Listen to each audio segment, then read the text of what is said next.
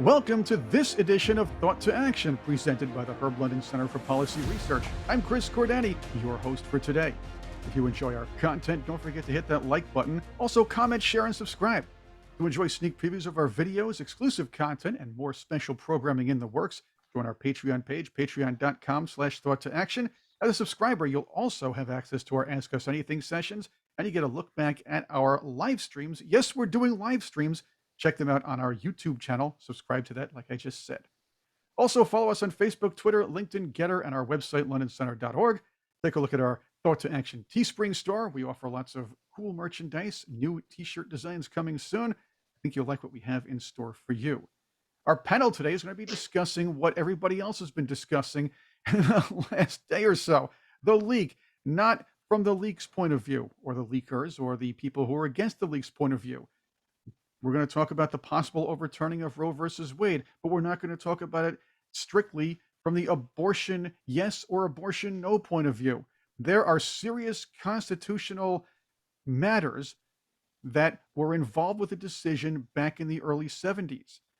Now the Supreme Court is actually going to be addressing this. We have our panel to talk about that now. London Center for Policy Research President Tony Schaefer, Lieutenant Colonel retired, London Center Senior Fellow Jay Homnick, and London Center Senior Fellow Marine Captain Bill Heinzelman. Roe versus Wade, as I said, a political football since before the Supreme Court made the decision back in the early 70s.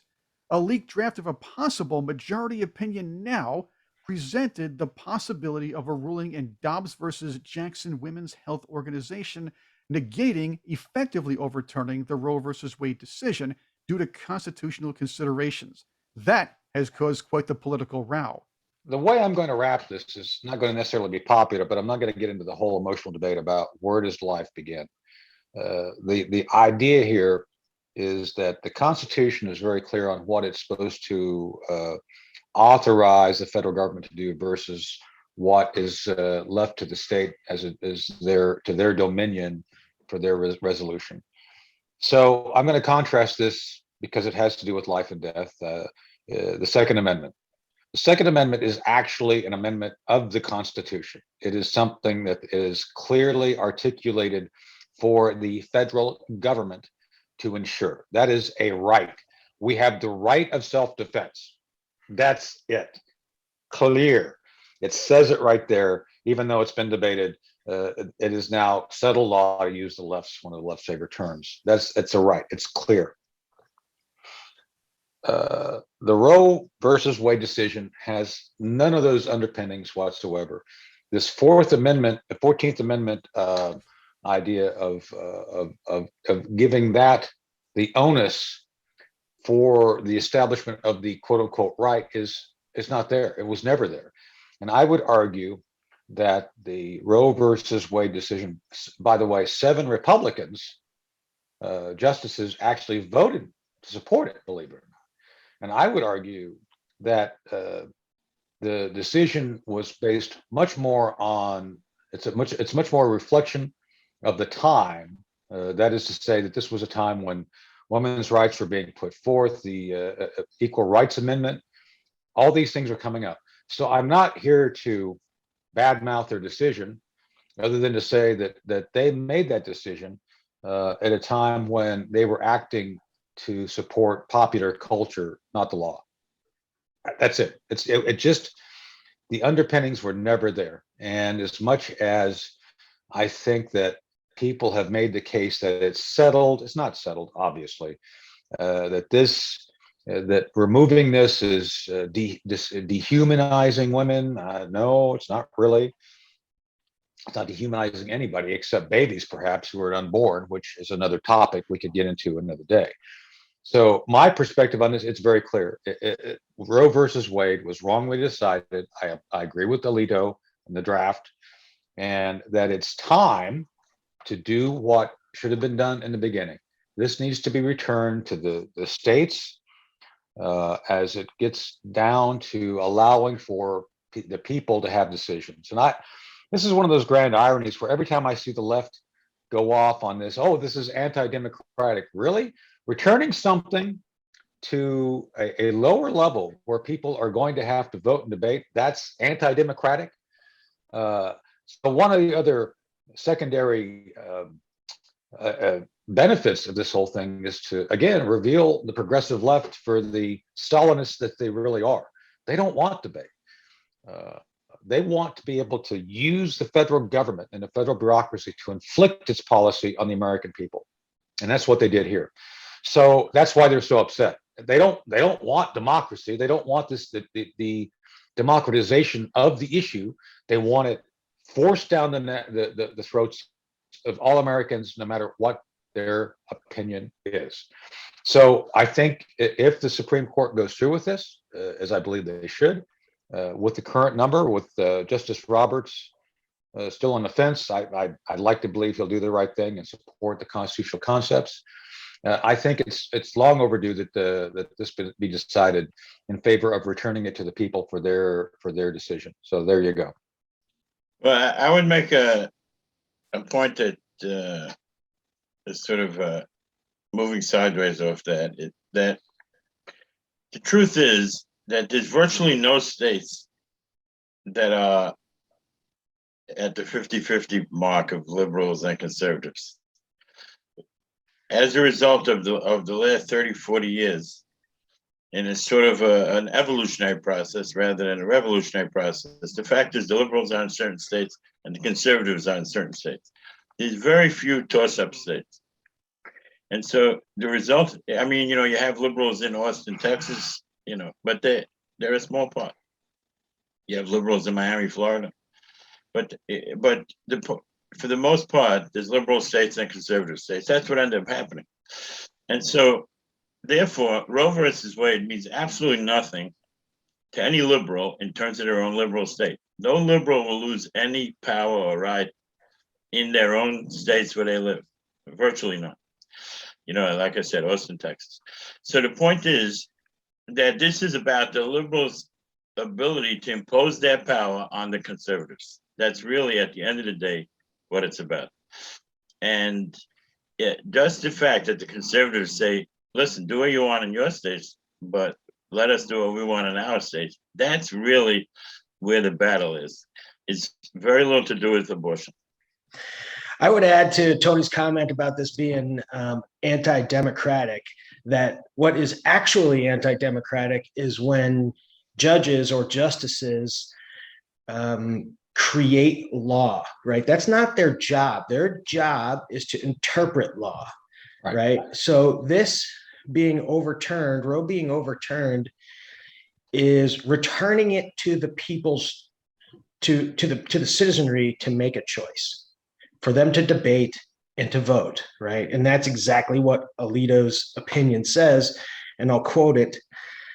Tony was saying it, but I'll quote it right here. It is time to heed the Constitution and return the issue of abortion to the people's elected representatives. The permissibility of abortion and the limitations upon it are to be resolved like most important questions in our democracy by citizens trying to persuade one another and then voting.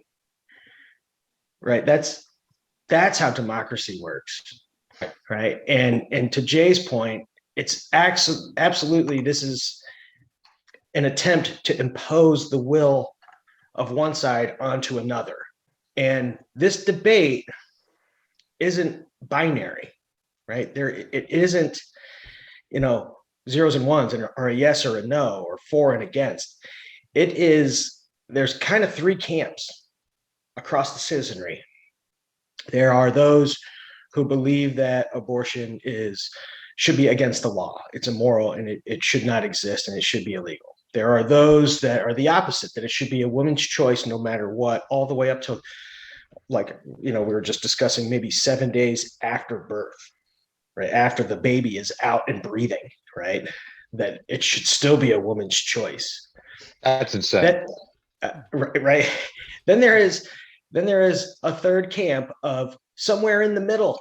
We need to define life and what life actually is. And that's why this is kind of the right time. Science has evolved, everything has evolved, our morality has evolved, unfortunately, I think. across the citizenry, it's time to push this back to the people and let the people choose, right? Not to have a justice or a group of judges decide what law is for everyone. That is not the way our founding fathers set the Constitution up.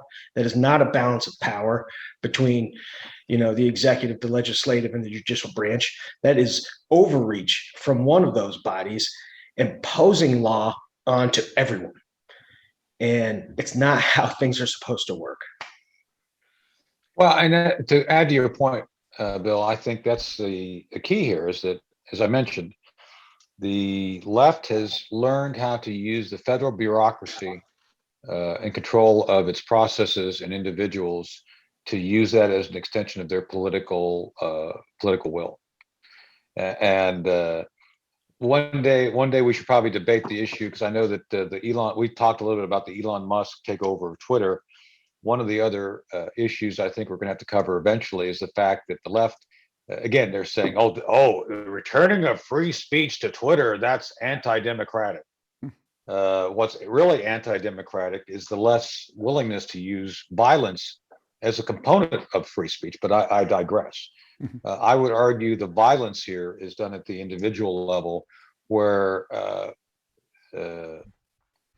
said I wouldn't get into this, but I'll just throw it out there. The issue of when life begins is a worthy debate to have, no doubt. Some of us do believe, and again, I don't want to get into this in a great detail, that obviously life begins before birth, that an individual exists as an individual within their mother, and it's a female, it's not a birthing person. Another eye roll with that. A woman is the gender that bears children. So boy, I hope I'm not getting into the territory I'm going to get demonetized for speaking the truth here. Anyway, a woman's choice, in my judgment, is limited to that which must incorporate the fact that a second human being is now in the equation after conception. That is the debate. That is what needs to be debated at the state level, because this is not covered in the Constitution. There's no issues that relate to this, other than I think the Constitution has always talked about the rights of the individual. A equally draconian decision, I would argue, could be created by the Supreme Court that says life begins at the moment of the quickening, and therefore all life is precious, and then banning abortions. I'm saying that you could use the same arguments they used to create Roe to go the other way. I don't think people have thought about that. It's like, have you guys thought about the fact that you could use the same basic logic, pretzel logic, to get to the other end of this, where you say all abortions are banned? Have you thought about that? Because they haven't. So you could make that argument I just said by using their logic, just going the opposite direction. So that's why it's dangerous. It needs to stop. The federal government should not be in the business of inflicting policy on the people. It should be in the business of pushing power back down to the people for them to resolve it. To your point, Tony, you're 100% right. The reason why Roe versus Wade was voted upon, or at least set as a precedent back in 1973. Again, this was a 7-2 majority. The idea was, the judgment said the due process clause of the 14th Amendment is what would stand. It would be the reasoning for the Roe versus Wade decision. It prohibits the arbitrary deprivation of life, liberty, or property by the government except as authorized by law. Having said that, you could turn that around and say, well, what about the life and liberty of the unborn child? Exactly. That's important. This is something that really wasn't addressed back then. And again, you said it was an emotional time, and sometimes emotions get the best of people, even a group of people who are supposed to be even-handed judges. On the one side, state laws at the time varied. On the other hand, the laws states had tended not to be vague or arbitrary looking back, but could have been subjectively, read politically, judged to be. Right. See, and this used to get me in trouble on Twitter because I used to always ask the pro-abortion folks, why didn't your mother exercise her right to choose with you? Which I think is a valid question. Oh, So boy. we're saying that Roe versus Wade is a misconception. Is that what we're saying? It could have gone either way. If you think about it, using the 14th Amendment Right. could have gone either Exactly. way, That's my depending on point. whose life and liberty one would be discussing. However, Exactly. the 10th Amendment still would supersede all of this. At least Yes. one would think so. Right. Exactly. Chris has framed it correctly. Yes. Well, I would be interested in hearing. It would be interesting to open some kind of a situation where everyone could tell stories about how people they know in their lives and how the decision to abort or not to abort affected them. Yeah, and I don't disagree with that, but that's a state issue. All I'm speaking about is the fact that this debate should never have happened at the federal level. That, to Chris's point and my point, you could make the same set of arguments using the emotions you just mentioned, Jay, to go the other way and ban abortions. You could have set this down the other path, saying under the 14th Amendment, the moment you have a fetus, that fetus is protected, you cannot abort it. And you could have made that the law of the land. That's what I'm saying. So, and again, that would have been an infliction of policy on American people. So again, I'm against, even though I think that's the right answer, that the fetus is a being, I don't believe I have the right to inflict that policy on everyone. That's why I'm saying, and we as a policy organization are trying to say the truth is, this is an issue that is not covered by the Constitution, and therefore by that fact alone, this is something that has to be decided by the states. That's what I'm saying. And all those other things you're talking about, have at it at the state level. So I think we all know people who, famous people that were adopted. Faith Hill and Dave Thomas, who founded Wendy's, and look, there's a bunch. I know. Look, and even one of my best friends who is now passed, Jerry Doyle. Jerry never was adopted by his mom, and I Jerry's a great guy. He was in the same category, fairly famous and everything. So I agree with you. But again, that's not the debate for what we're talking about here. Here is just simply we're trying to say it's time for this to be returned to the states for purposes of a comprehensive resolution. And one size does not fit all. It does not. Right, so there is no comprehensive resolution. That's the point. There's 50 individual resolutions. Precisely. That's it, Jay. When there's 50, there's going to be 50 resolutions now. There's going to be a competition of ideas. There's going to be a free market of debate around this issue where all three of those different groups of our citizenry can try to persuade the other groups to think the way they think, and it can be open debate. But we have to get back to rational discourse.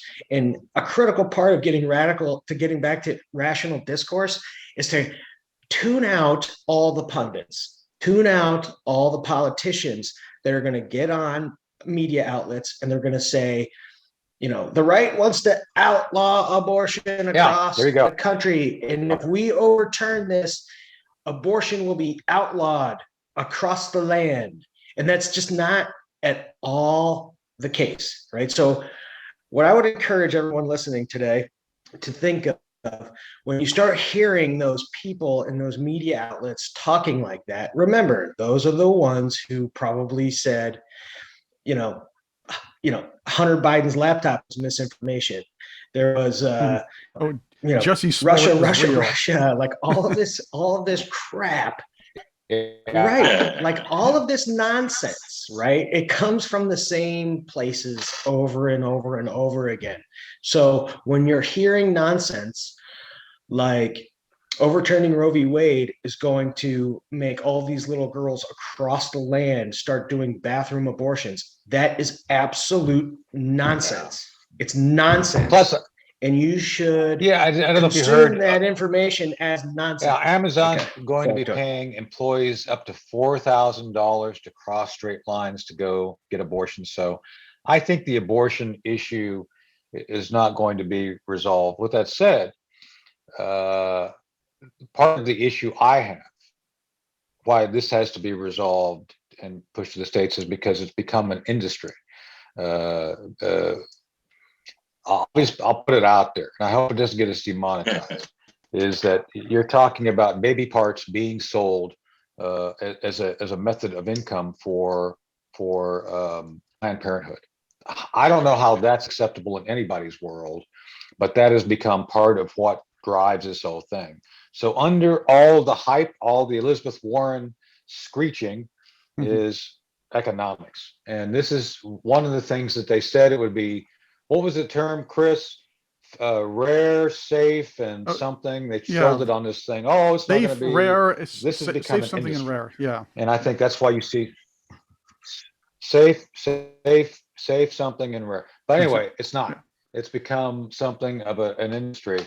And I think underlying all of this is an economic incentive for the left to maintain it because they get a lot of money out of it. Well, you could do a tremendous article if you, I mean, it's worth looking into to see how much does it cost Amazon in health insurance for every live kid that an employee has.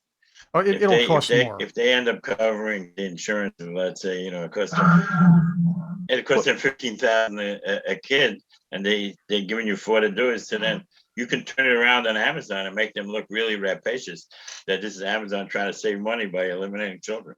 Oh, look, they're a private corporation and they can do whatever they want in response to this law. This is one of the reasons why this should be left to the states and the people.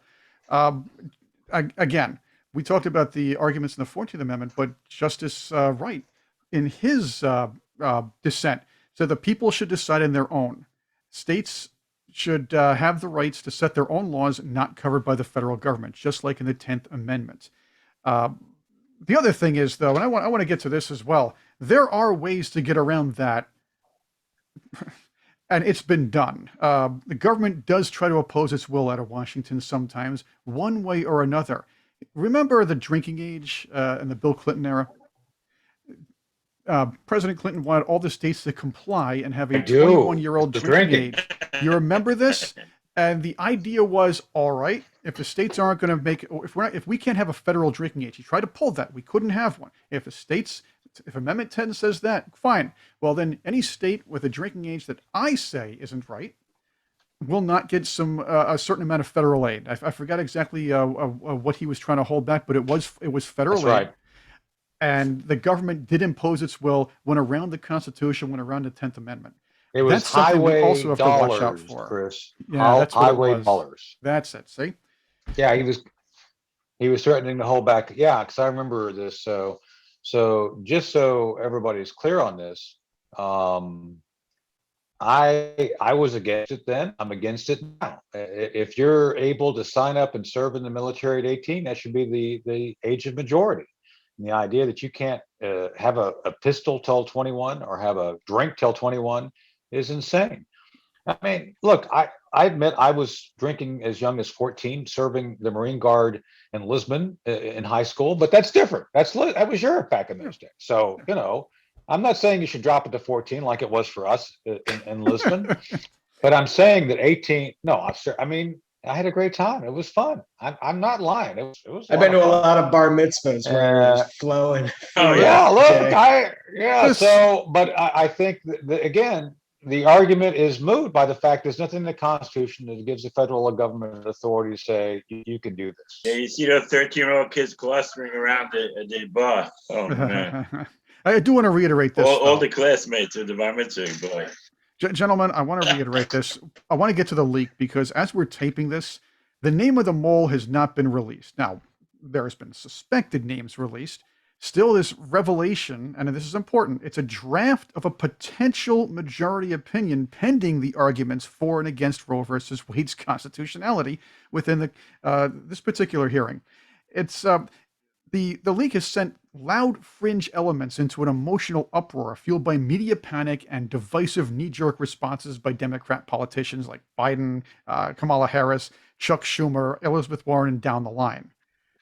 Perhaps it's being over-exaggerated to kind of take away from Biden's failures, but the fact is this is a draft of a possible majority opinion. This could change. The hearing has not happened. There are still going to be arguments about the 14th and 10th Amendments, and we have constitutionalists sitting, or at least a majority of constitutionalists sitting in the chambers. They're going to vote with the Constitution, but they're going to hear arguments. The best argument is going to win.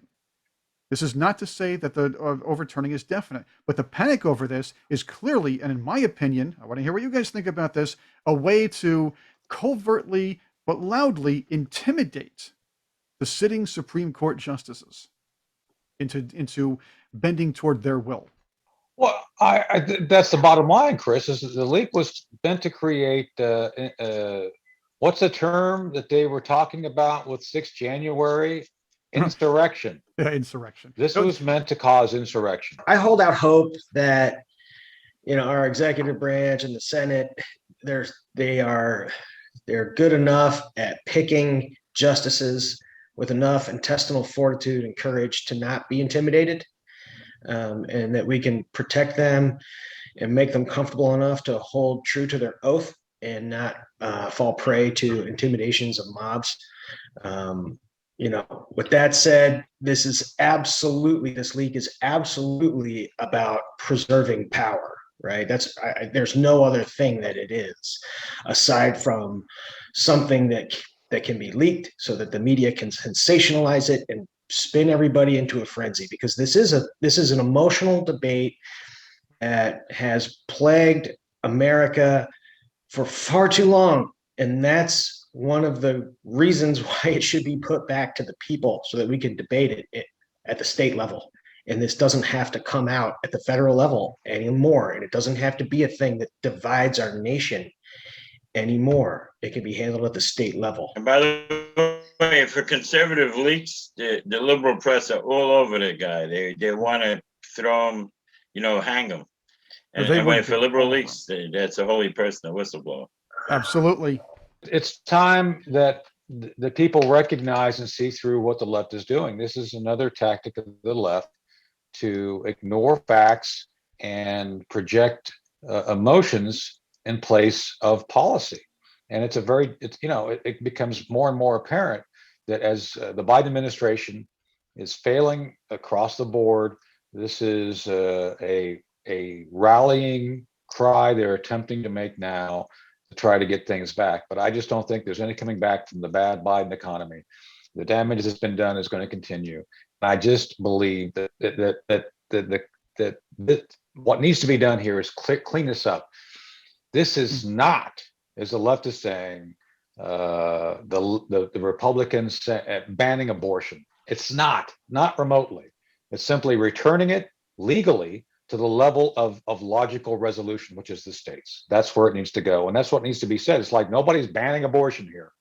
By the way, very important to add to that returning power on abortion to the states is going to make people in the states start realizing their own power, and they're going to want the power back. Well, I agree with that. Yes, Jay. Yeah, that's true too. I think the next area needs to be taxation, which we should have a discussion on taxation on next. Absolutely. Yeah. Yeah.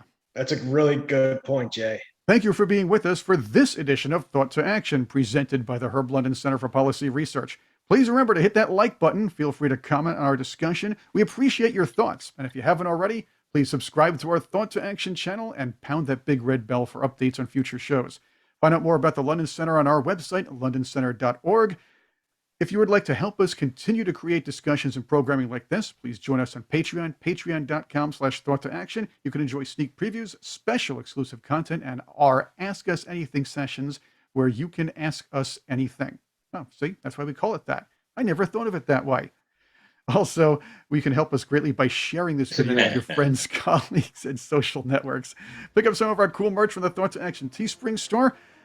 For our panel at the Herb London Center for Policy Research, I'm Chris Cordeni. Thank you, stay informed, and make your day a great one.